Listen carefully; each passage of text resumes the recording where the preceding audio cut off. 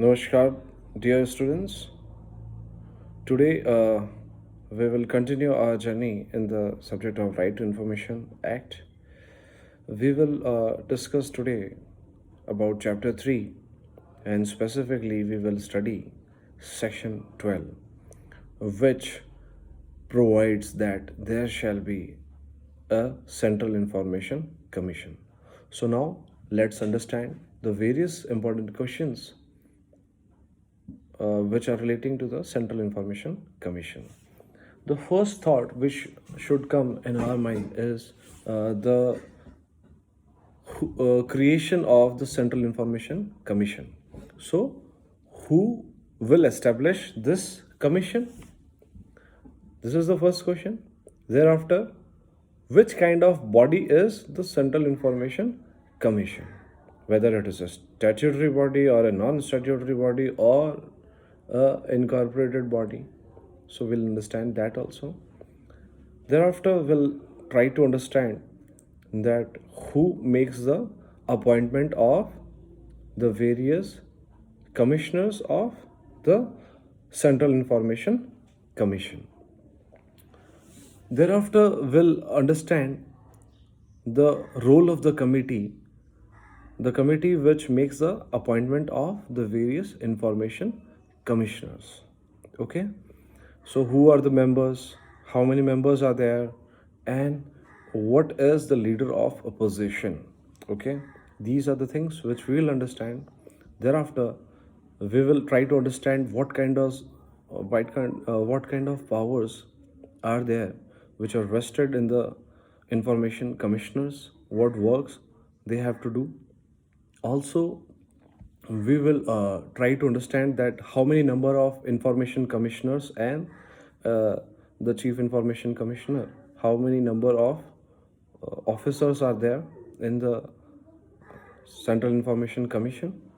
Thereafter, we'll also try to understand what kind of experience or qualifications must a person possess in order to become a information commissioner of the Central Information Commission. Also, what are the various disqualifications should be known. And let's start now. Okay, so the Central Information Commission will be constituted by the central government. So it answers our very first question. The central government, by the notification in the official gazette, constitute a Central Information Commission. Okay, so it is created by virtue of Section 12 of the Right to Information Act. Therefore, it is proved that it is a statutory body. Okay, but the important condition is this constitution of the Central Information Commission must be made by a notification in the official gazette. Thereafter, how many number of commissioners are there? Let's try to understand that also.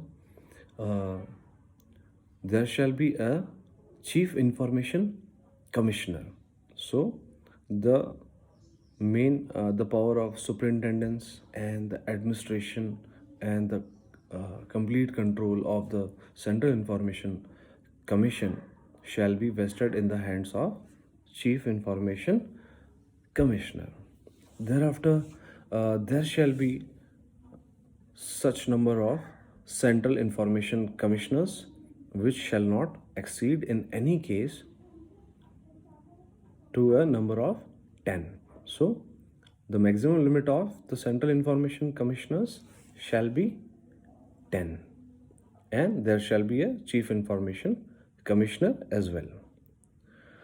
So, the Central Information Commission is a statutory body consisting of a Chief Information Commissioner as well as such number of Central Information Commissioners not exceeding 10.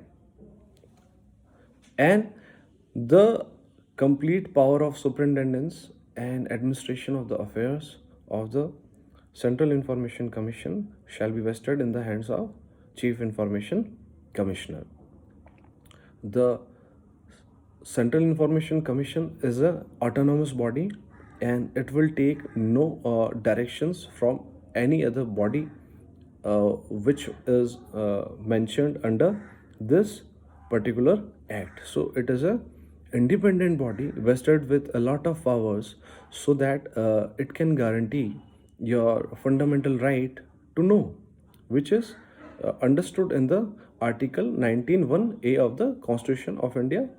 19(1)(a) specifically sets about the right to freedom of speech and expression, and the other facet of this particular right is right to know, because when you have a right to know, only then you can express yourself.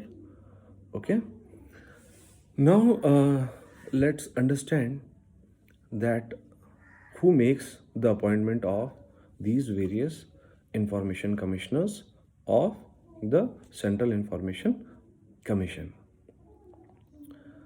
The President of India will make the appointment of the Central Information Commissioners as well as the Chief Information Commissioner. And this appointment will be made on the recommendations of the committee. Okay, so let's understand who are the various members of the committee and who will be the chairperson of this committee, who will make the recommendations to the President of India. We all of us very well know that the President always only acts in aid and advice of the Union Cabinet, which is headed by the PM. Okay, so here the committee is consisting of the chairperson. The chairman is the Prime Minister of India, and the leader of opposition is also a member of this committee, and also a Union Cabinet Minister. Okay, so these three members do recommend the names of the various Central Information Commissioners as well as the Chief Information Commissioner. Now let us understand who is the leader of opposition. So let us understand this. There might be a situation in which the leader of opposition may not be recognized as such. So what happens in that case is whoever is the leader of the single largest party in opposition is deemed to be the leader of opposition. So there might be the cases in which the opposite government, the parties opposite to the government might be restricted to a minuscule amount. So in that case, that particular person is deemed to be the leader of opposition, who is the leader of the single largest party in majority in opposition. Okay. Now let us understand what are the important works of this Central Information Commission. The Central Information Commission is there to protect the right to know of the people of India. So the Central Information Commissioner is the chief administrator of this particular Central Information Commission, and he is aided by the Central Information Commissioners. So it has the general power of superintendence as well as administrative control.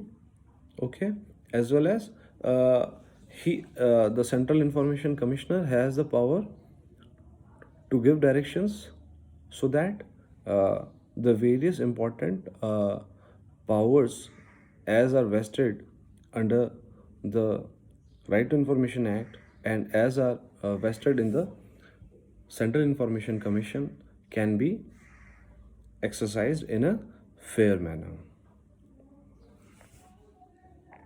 So the Central Information Commission is a autonomous body and is a supreme body which is created by virtue of the Right to Information Act, and it is subject to the directions of no other authority which is finding a mention in this particular Right to Information Act. And the general power of superintendence, management and administration of this Central Information Commission is vested in the hands of the Chief Information Commissioner. Thereafter, let's understand the various qualifications of the Central Information Commissioners as well as the Chief of the Commissioners. The Central Information Commissioners as well as the Chief Information Commissioner should be such people who are having an eminence in public life, and these people must have a wide knowledge and vast experience in the field of law or science or technology or social services, management or journalism, mass media, management. So these are the various fields in which these Chief Information Commissioner as well as the Central Information Commissioners must have wide knowledge and vast experience. Thereafter, let's continue. What are the various other important things for the appointment of these commissioners? These Central Information Commissioners as well as the chief must not hold any office of profit. These people must not be a sitting MP or MLA of a state legislature or MLA of any union territory. They must not profess any trade or occupation, as well as they must not be connected with any political party. Also, these people must sever all the ties, if any, or they must lose any office of profit if holding at the time of appointment. They must resign if they are sitting as an MP or MLA.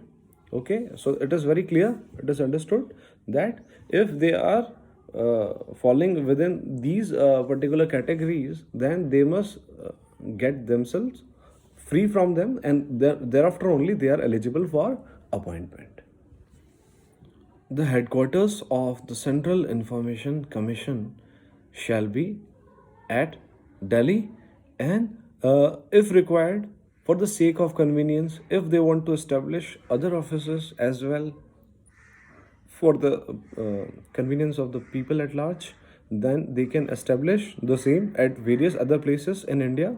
But the prior approval of the central government is altogether very important. So, thank you, dear viewers, for listening. Have a good day.